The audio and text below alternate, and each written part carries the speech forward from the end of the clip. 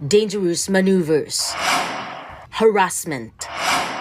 These are what the China Coast Guard and Chinese maritime militia executed during the Philippines' routine resupply and rotation or RORI mission in Ayungin Shoal. This resulted to severe damage to ML Kalayaan's engines, disabling the vessel and seriously endangering the lives of its crew. The BRP Cabra also suffered damage after being directly targeted by the full strength of the water cannon of the China Coast Guard. Despite the harassment, the National Task Force West Philippine Sea says the vessel successfully reached BRP Sierra Madre for the resupply mission. Hindi ba nakakatawa?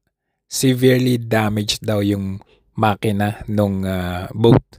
Pero successfully nakarating sila doon. Paano nangyari yon? On Saturday, even before they reached... So from this angle, makikita mo na talagang may direct hit. Scarborough Shoal or Bajo de Masinloc, 3 vessels of the Bureau of Fisheries and Aquatic Resources or BFAR were obstructed and fired at of water cannon by the China Coast Guard. Mga kababayang Pilipino, nakita naman na natin yung mga anggulo ng Philippine Coast Guard at ng mga media, yung mga anggulo ng BFAR, yung pumunta dito nga sa West Philippine Sea, So nakita natin yung kanilang anggulo na umaanggulo. Pero this time, tignan naman natin yung anggulo naman ng mga China. Tignan natin, angle by angle tayo. So dito, ayan po, makikita nyo naman na ito ay mula sa footage ng mga Chino. Kikita ninyo yung anggulo ng tubig. Ito, tingnan nyo yung ginagawa nung may hawak ng water cannon. Hindi ba't iniiwas niya? Ayan, tingnan nyo. Hindi ba iniiwas niya? Habang pa-forward itong sa atin, iniiwas niya yung tubig. Makikita nyo, iniiwas niya Doon lang siya sa may harapan. Yung direction na patungo, kung saan patungo itong boat natin, yung kung nasaan yung linya or direction ng CCG, Coast Guard, which is dito sila. So itong sa Philippine boat, patungo talaga siya dito kung saan yung direction nung China. Pero makikita mo dito sa video footage na ito, naka-anchor or nakatigil. Kung hindi man nakatigil itong China Coast Guard ship, ay very slow ang kanyang takbo. Ayan.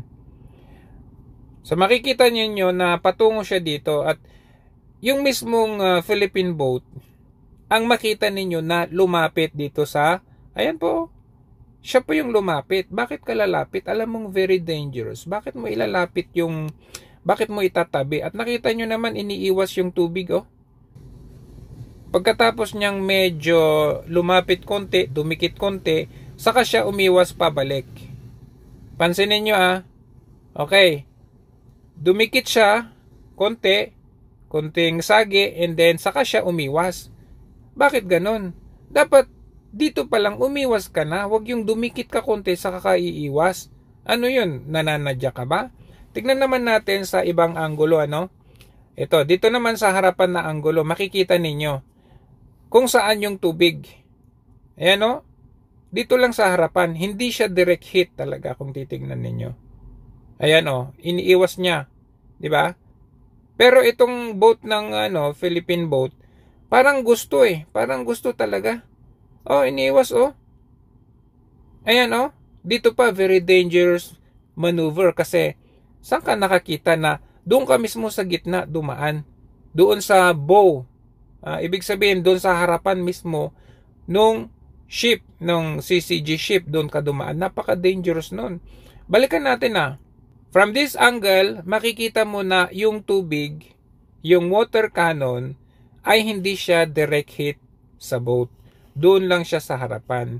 Pero yung Philippine boat na other mga kasamahan natin mga Pilipino, dito yung angulo ng footage nila. Kaya kung makikita mo from this angle, yung video, makikita mo ang lalabas niyan parang direct hit siya talaga doon sa boat. Parang sa halikan ng mga artista natin, hindi talaga sila naghahalikan.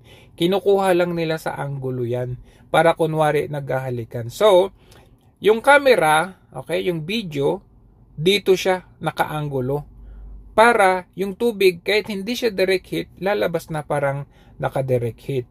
Kasi ito nga yung anggulo nung mga Chino.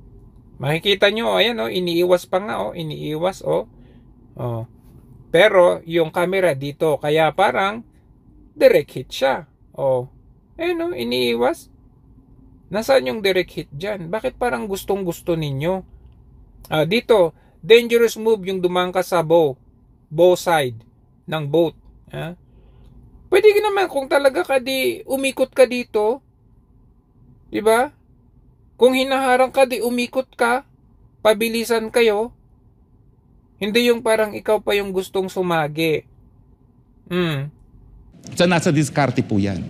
Unfortunately, ang piniling diskarte ng administrasyon ni PBBM, which I regret, itong ganito nga po. Nakamakipagsabayan sa taas ng tensyon na hindi naman natin masusustain. Nasa ng Amerikano? Ilang beses na tayong winwater cannon. Nasa ng pangako nilang joint patrol? Huwag niyong kalimutan ang nangyari sa Ukraine. Sige, Ukraine, lumabang ka, suportahan ka namin. Nasaan ngayon ang Ukraine? Iniwan sa ere. Western countries are losing interest in the war. Their funding is about to stop.